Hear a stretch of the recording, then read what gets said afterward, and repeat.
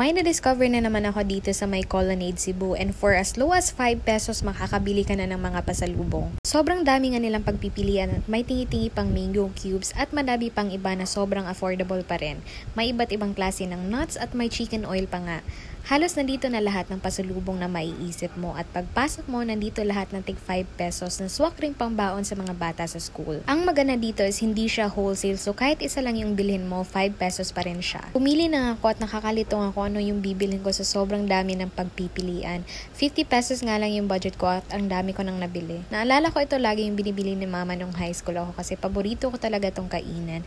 Pero wala na kasing masyadong nagtitinda nito sa mga canteen or sari-sari store. Eto na nga lahat na nabili ko at gusto ko pa sanang bumili ng dried mangoes pero di na talaga kaya ng budget kaya eto na lang pastillas ang binili ko na 25 pesos lang for 12 pieces. Saya ako nga sa mga napamili ko kaya babalik ako dito pag nakaluwag-luwag na ako.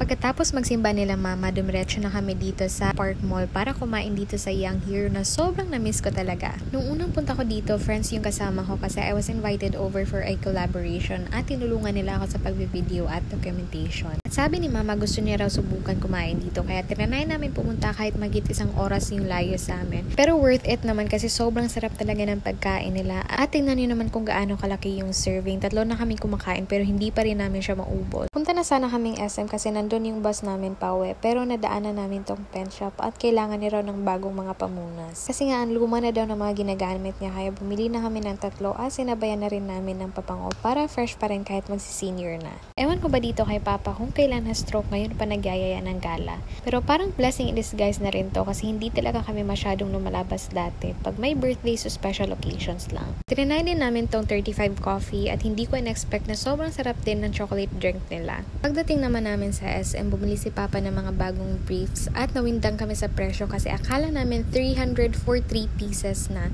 300 pesos each pala isa pero wala na kami magawa kasi na-punch na. Umupo muna si Papa dito sa gilid kasi nagpapabili siya ng mochi manju. Ang usual nga nitong nabili ni Mama na 2-in-1 cane, pwede siyang gawing upuan kapag napapagod na siyang maglakad at sobrang gaan niya lang din kaya perfecto sa mga lolo at lola kapag nagala. Hindi nga namin naubos yung binili namin kanina sa sobrang dami. Buti na lang pinatake out ko kasi nag-crave na naman ako pag-uwi namin.